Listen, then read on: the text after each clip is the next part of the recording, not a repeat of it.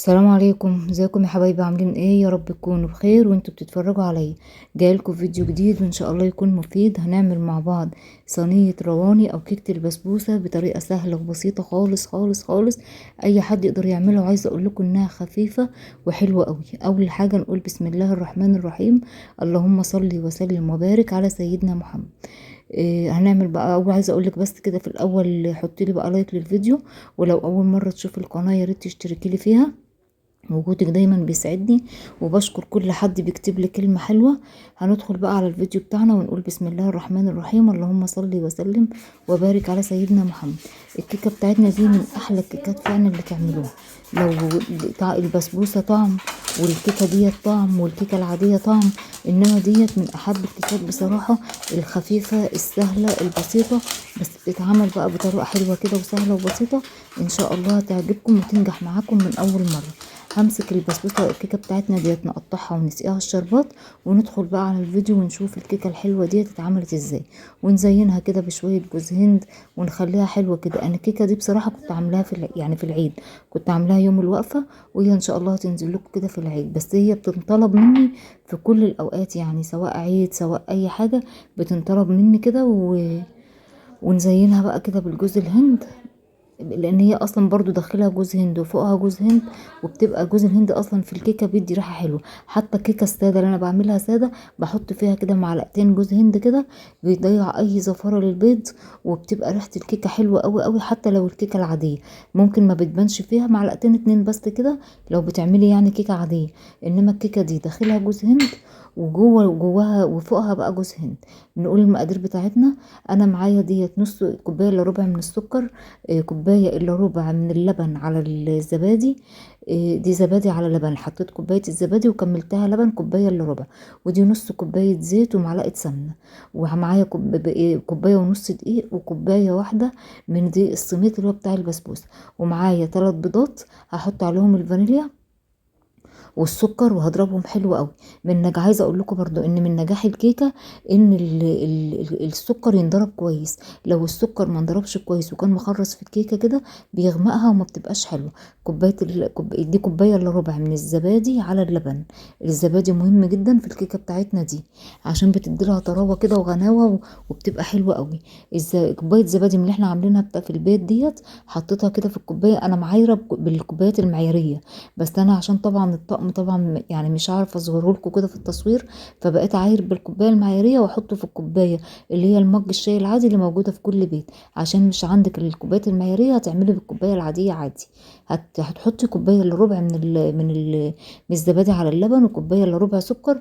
انا مقلله لها السكر جواها عشان هسقيها بالشربات، ما تبقاش مسكره بزياده وتبقى مش حلوه. وضربت بقى السوائل كلها مع بعض، البيض مع السكر مع الزبادي باللبن مع الزيت والسمنه، ونزلت بيهم في قلب الطبق كده. بنزل بالسوائل وبعد كده بحط المواد الجافه. المواد الجافه معايا اللي باقي معايا بقى ايه؟ اللي هو شويه الجوز الهند دول. دي نص كوبايه من الجوز الهند، حطيت نصها في الخلاط وهي بتنضرب، وحطيت النص التاني كده مع الدقيق. هحطها بقى واحط كيس بيكنج باودر الشيف. انا بحب البيكنج باودر الشيف قوي، بيفتحها، بيخليها حلوه قوي في الكيكات والحلويات بصراحه. هحطها في بقى تكه بسيطه كده. اللي هو كوبايه الجوز، اللي هي كوبايه السميد البسبوسه، ما تتحطش الا في الاخر خالص. ودي رشه الملح، كنت نسيت احطها على الدقيق فحطيتها، افتكرتها وحطيتها يعني. فهنقلب بقى ايه المواد الجافه ديت حلوه قوي. لازم الدقيق يتقلب في المواد السائله الاول، واخر حاجه هحطها هي سميد البسبوسه. سميد البسبوسه ما تقلبوش فيه كتير، مجرد بس كده ان هو يدخل في المكونات خلاص. لان احنا زي ما احنا بنعمل البسبوسه كده، لما بنحط عليها المواد السائله ما بنقلبهاش. في برضو في الكيكه دي عشان ما تنشفش بقى منك، والسميد البسبوسه يشرب السوائل كلها. لا يعني تحطيها اخر حاجه خالص. وبصوا تقليبه واحده بس كده، مجرد ان انا ادخلها كده في المكونات خلاص كده انا خلصت الكيكه بتاعتي. هجيب بقى صينيه ودهنها بالسمنه حلوه قوي. انا بحب ادهنها بسمنه او بزبده، مش بحب احط لها زيت ولا بحط لها عفره الدقيق دي. بحس ان الزيت بينشفها من تحت، وفي نفس الوقت الدقيق بقى بيخليها تتحرق. الدقيق بيتحرق من تحت، فما بحبش احط لها رشه الدقيق اللي تحت دي بصراحه. انا بحط لها بدهنها بالسمنه حلوه قوي، او بقطعه زبده لو موجود يعني. بس كده. هحط بقى الكيكه بتاعتي زي ما بقول لكم كده. التكه بقى اللي انا بعملها في الكيكه بتاعتي دي، ان سميد البسبوسه ده بحطه اخر حاجه في الكيكه، عشان خاطر دي سميد البسبوسه ما بيتقلبش كتير، عشان ما ايه ما يشربش كل السوائل، واجي ابص الاقيها ناشفه كده ويعني مش حلوه خالص. اهو هنقلبها بقى كده، هحاول بقى اطلع منها الهواء، هخبطها كده كام خبطه على الرخامه، وهجيب الاسباتيولا كده وافضي كل ايه الهواء اللي جوه ده، عشان خاطر تبقى طالعه متساويه، ما تبقاش عاليه من ناحيه وواطيه من الناحيه التانية. لما بتساوي الكيكه كويس قوي في قلب الصينيه بتبقى حلوه. باخد بقى كل المقدار بتاعي، ما بسيبش حاجه في الطبق خالص. اهو ههزها بقى كده واخبطها كام خبطه كده على الرخامه عشان خاطر تتساوى وتبقى حلوه. ادخلها بقى الفرن. انا كنت مسخنه الفرن من قبل ما اعمل اي حاجه، ولعت الفرن يتسخن. طلعتها بقى خلاص اهيت زي ما شفتوا معايا في اول الفيديو. هقطعها عشان خاطر الشربات بس ينزل جواها. هي سخنه، انا ما كنتش قادره امسكها صراحه، بس انا عايزه اسقيها وهي سخنه، والشربات كان معايا كان بارد. الشربات ده كان عباره عن ايه؟ كان كوبايه وربع من السكر، عليها كوبايه ونص من الميه.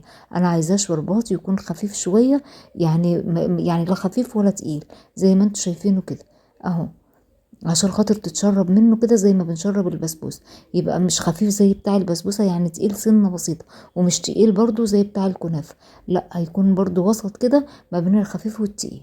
اهو سقيتها بقى كده، سقيت الكيكه بتاعتي واسيبها بقى تتشرب، وبعد كده هقطعها وهزينها بقى كده بجوز الهند زي ما شفتوا كده ايه في اول الفيديو. اهو هقطعها معاكم بقى المقطع الجاي ده، بس سبتها لما بردت خالص، يعني بردت خالص، وبعد كده بدأت ان انا ايه اقطعها واحطها. عايزه اقول لكم انها دايبه دايبه خالص وخفيفه وحاجه حلوه قوي. ان شاء الله تجربوها كده وتعجبكم. هتشوفوها معايا دلوقتي اهو. ودي من الحاجات المهمه اللي تقدمها لضيوفك كده وهم جايين لك، إيه هيتبسطوا منها قوي بصراحه. اهي هحطها بقى في الطبق. انا كنت بقطعها برضو هي دافية، يعني ايه كانت لسه ما بردتش خالص، فهي كانت مش مستحملة بصراحة. انما كل ما بتبرد كل ما بتتساب، يعني بتتمسك وبتبقى حلوة وزي الفل.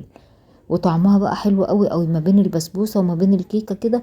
يعني الناس اللي بتبوس معاهم البسبوسه هيعملوها وهم يعني بطريقه سهله خالص وبسيطه.